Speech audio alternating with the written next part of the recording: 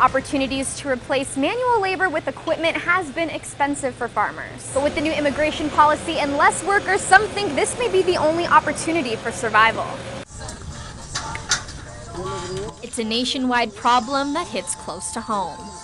Right now, we have a very serious labor shortage in agriculture. And farm manager Bruce Talbot, we run about 40 to 50. Has seen the impacts firsthand. I'd like to have 60 in the orchard. Not only has the shortage slowed down production, we've already lost some fruit this year because we let it get too ripe. But for farmers working 10 to 12-hour shifts, it's made labor much more intense. Yes, I think it's more difficult because many farmers don't have enough people to work, and they need their fruit, but there aren't many people. Currently, 5 to 12% of Talbot's workers are here through a temporary working visa. But regardless, getting enough employees has been a tough task to work through. The government has made those programs expensive and onerous and inflexible, and we have trouble getting the people here that we want to get here.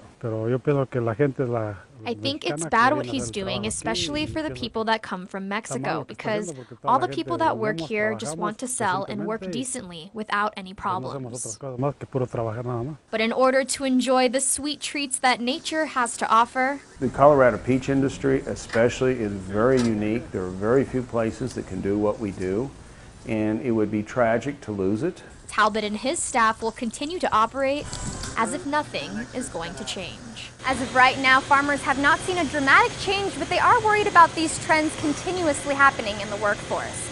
First on the Western Slope, I'm Katerina Chrysofis, KREX 5 News. 2 Sundays, a shake and a smoker. For many of the staff members here at Graff Dairy, it's just another typical day at work. So I have to make sure we don't run out of hot dog buns. But for Sterling and many others, this job means so much more. I don't know where I would be without Graff Dairy. Sterling and 50% of her co-workers currently live in a youth homeless shelter. My family life wasn't good at all.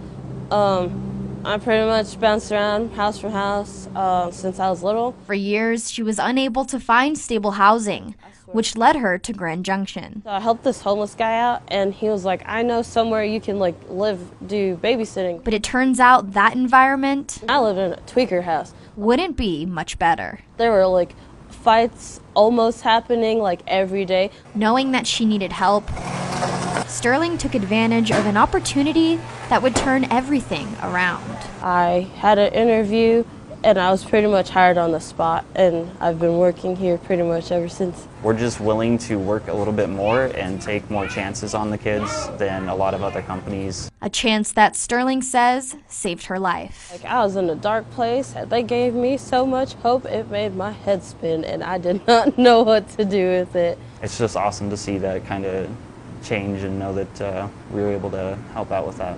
So while it may just be a typical day on the job, for Sterling, it means so much more. First on the Western Slope, I'm Katerina Chrysofis, KREX 5 News. Gregory Barkley has been visiting the Blue Mesa Reservoir for over 30 years. It's pretty peaceful when you're out here by yourself. But the place that once brought him peace lately has had the opposite effect. It's sad. It's kind of depressing to see it this low. The Blue Mesa Reservoir is just one of several state parks across Colorado suffering from low water levels. And as you look around the reservoir, you can see the high water mark, and you can see how much lower we are right now. 5 boat ramps typically open in different parts of the reservoir. But now, that number has been reduced to 1. I live right outside here, and I come here all the time.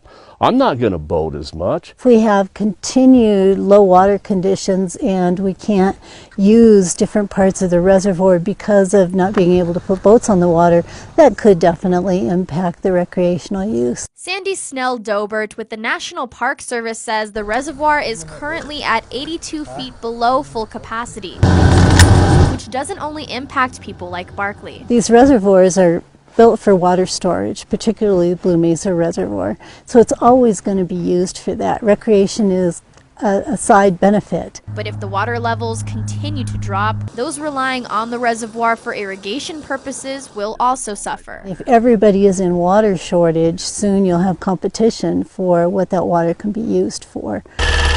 Still, Barkley questions how exactly the reservoir got to this point. To be like this, you know, there's got to be an explanation, and we're not getting it. Megan Stackhouse with the National Weather Service says western Colorado has been in a severe drought since 2017. And things really started to worsen, obviously, after we had the pretty dismal winter snowpack. Some portions of western Colorado were in an exceptional drought, which is the highest drought category. And after all that rain we got in October, we were able to see some areas improving to just the severe drought. This is where we were at the beginning of October. While things may be looking up, Stackhouse says it's going to take a lot more than just a few good weeks of rain. No, you definitely need a lot of steady precipitation. Many bodies of water, including the Colorado River, which we're at right now, are at extremely low levels. And while many people attribute this to the lack of snowpack in previous years, there is another factor to consider. The river's divided in half, or nearly so.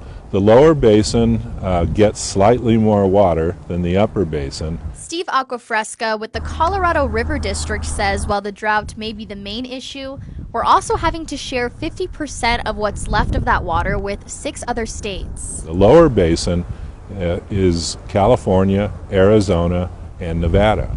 The upper basin states are Colorado, Wyoming, Utah, and New Mexico. The Colorado River Compact of 1992 requires the upper basin to continue to send the same amount of river water downstream, regardless of drought conditions. As the river shrinks, our reservoirs have allowed us to supplement the flow of the river and meet our lower basin obligation. But as the water levels at those reservoirs also continue to decrease, the need for an alternate solution becomes even greater. If we continue in unmitigated drought, it remains to be seen how we can continue to do that going into the future.